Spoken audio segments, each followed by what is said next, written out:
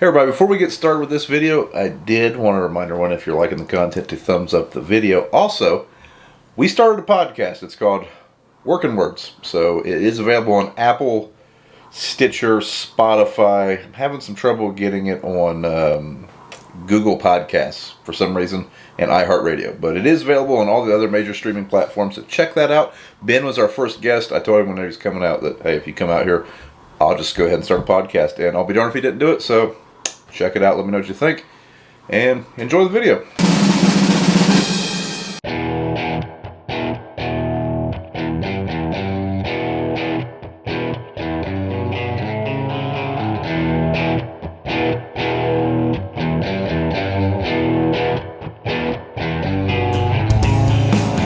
Morning. Had a little bit of rain, had a little bit of snow. It's a little greasy out. So right now we're reviewing the tile plans. The lateral. So instead of this lateral being even with the green, that's the bottom of the main. So we're getting a late start today. The way the weather was, none of us were too enthused to go dig holes in snow. But we're gonna get after it now. We're gonna finish this main we were doing yesterday. I think we have 6 or 7 more laterals, and then we've got some smaller runs. So it's going to start getting a lot slower pace than it was yesterday. Not real long, efficient runs, but hey, they need drained. We're going to end up with most of this project done. We should be able to finish it next year. Now we could clearly finish it in about a week, but well, it seems like we got to work on these things for about a week at a time every year, because we got other things we got to start doing, like getting ready to plant. We got fertilizer to put down with the strip till bar, all sorts of good stuff. So we have roughly 13,000 feet of 4-inch left. Now, like I said, if we were doing these same runs we were doing yesterday, that wouldn't take long at all. But these short runs, there's going to be a lot of start holes. It's going to take a little while. But it should be all on the ground here pretty soon.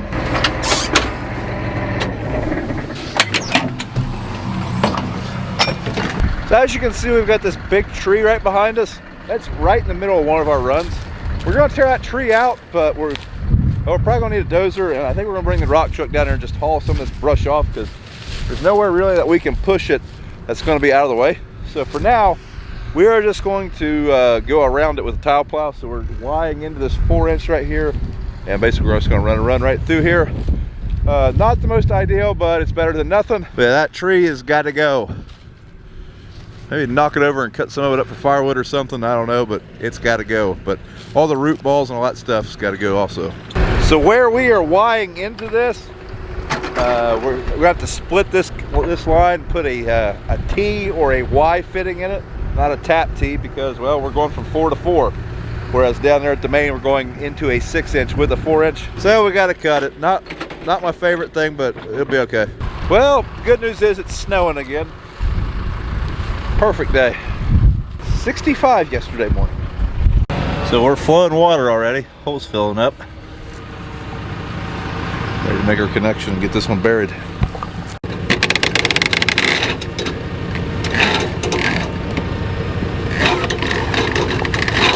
Good.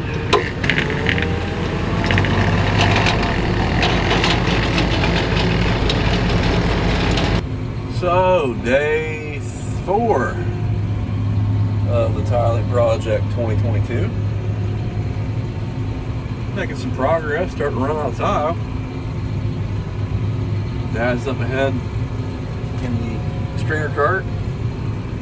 Got the 8400 on standby in case I need a tow. I am field tiling. Going through a deep spot. It's been a little rise there. We're 37 inches deep there at one point.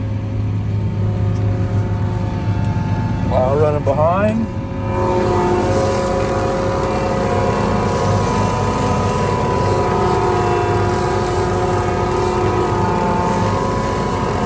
Back there by the tree, the rest of the crew. Ben, the island farmer, and Ryan Zook from Slow Max. So it's actually snowed a little bit today. It's a nice 68 degrees here in the cab, 45 degrees outside. I think I will stay right in here where it's nice and toasty. I do open the door occasionally and the window just to remind myself how good I've got it. Let those guys freeze their tails off. So if you guys don't remember or didn't see the videos last year, Ryan is the Soil Max Yoda. That's what Ben called you, and I thought it was a pretty good handle. But so Ryan works for Soil Max, and when it comes to playing in the dirt, he's very enthusiastic about it. Because we have an excavator and a backhoe with gravel that, you know, you wouldn't have to do that. I prefer this over the office. Wonder what Ben's doing.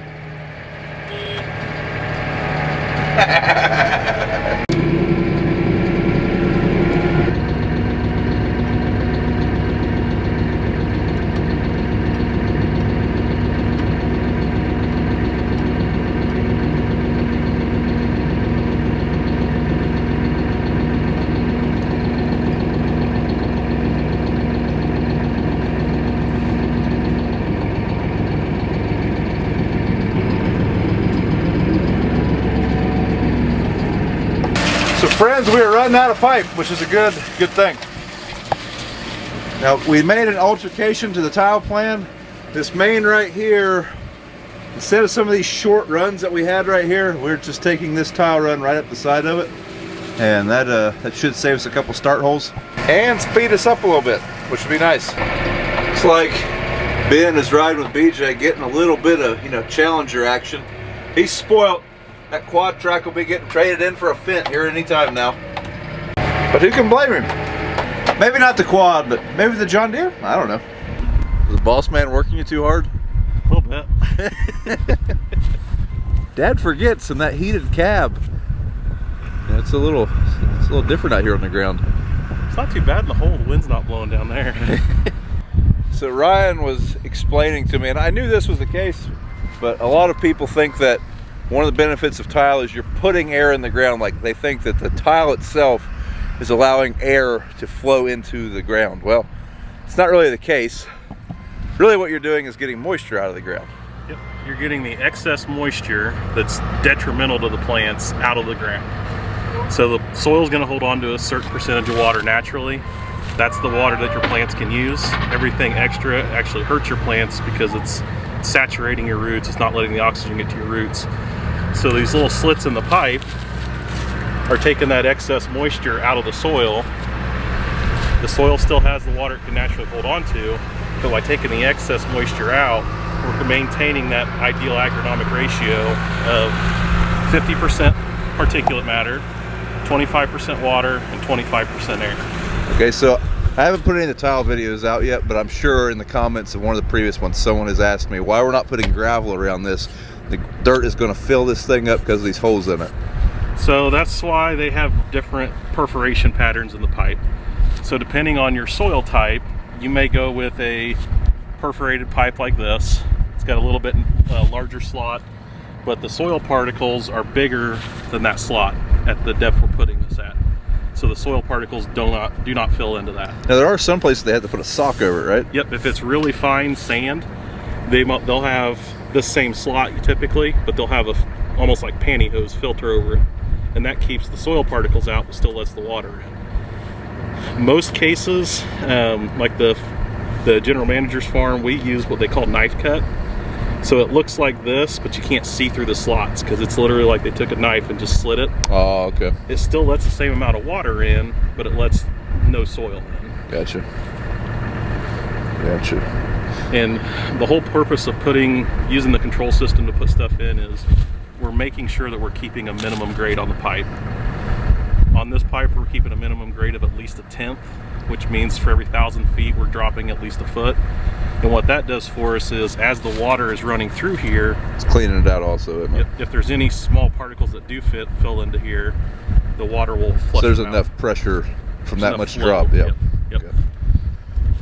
Yep. So one thing kind of surprised me when we tapped into that 1 4-inch lateral we had just installed. The water started filling up the hole. It was already flowing water. So I'm glad you did that tap when I was in the tractor. that wasn't too bad. Oh no! He spun her. Ah, dang it. So laying pipe, that plastic sharp just eats up your hands.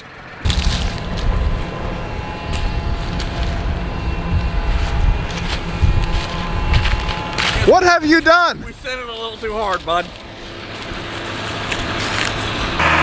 John Deere to the rescue.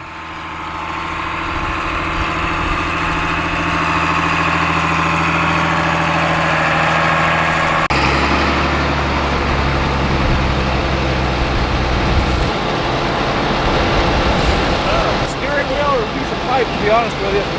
So if anyone's interested in a Yankum rope, we do have an affiliate link to get a little discount. Helps you, helps me, everybody wins. That is the biggest Yankum rope they offer on their website, 2.5 inch. I call it the BFR.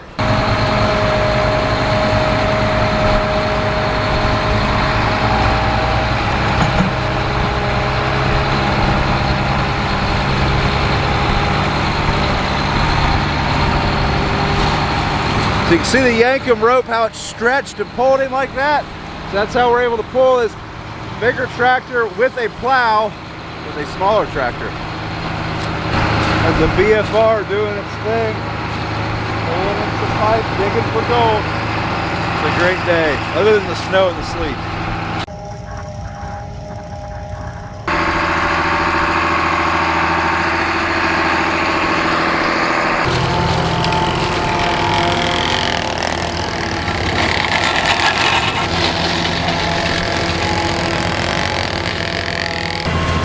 All right, time to unhook the rope.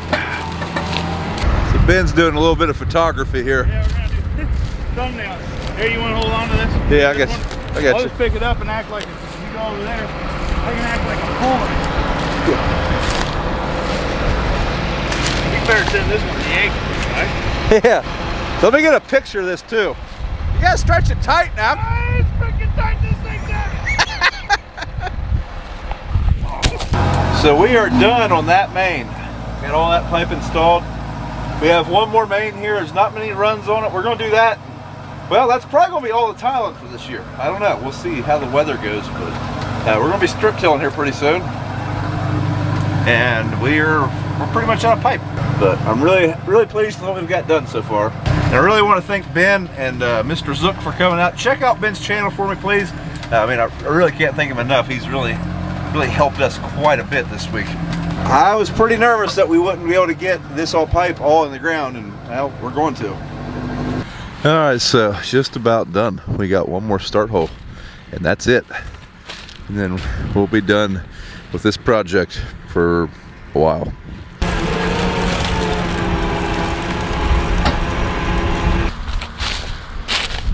Well, This water's pretty good right now. yeah. Be better if it was bush light. though. You laid about 30,000 feet now in Ohio. So what do you think? Your guys' dirt is very, very similar to ours, where right. I'm at home. So how do you like the 3-point setup over the pull type? Pros, I've never really been around a pull type. I talked about it a little bit in my video, but I like the surveying backwards definitely on the 3-point. You can go a little bit deeper on the pull type from what I understand. I think it's 1 foot. Yeah, like 1 foot deeper or so. It seems like it's easier to get to start holes and into the start holes. And BJ at one point, I don't know if you saw it in any videos, but he would nose it down a little bit if he needed a little bit more depth. And I can't do that with the pull type plow. So one thing I would say that pull type plow had an advantage over when I was riding with BJ, surveying, my survey pass with the pull type are a lot smoother. So because when the tractor actually bounced with the pull type, you can kind of see that a little bit. Or with the 3-point, you when the tractor moves the pull type, it doesn't do that. So, one last hole. That's the last of them. The last one to bury. It's the one we've been looking for. It's probably time to pay Ben, and we forgot to throw him in the hole. Hey Ben, there's a quarter down there. Come up and ask Andrew, our hired hand that works on the farm, ask him tons and tons of YouTube questions about things that are going on. But they decided not to ask him.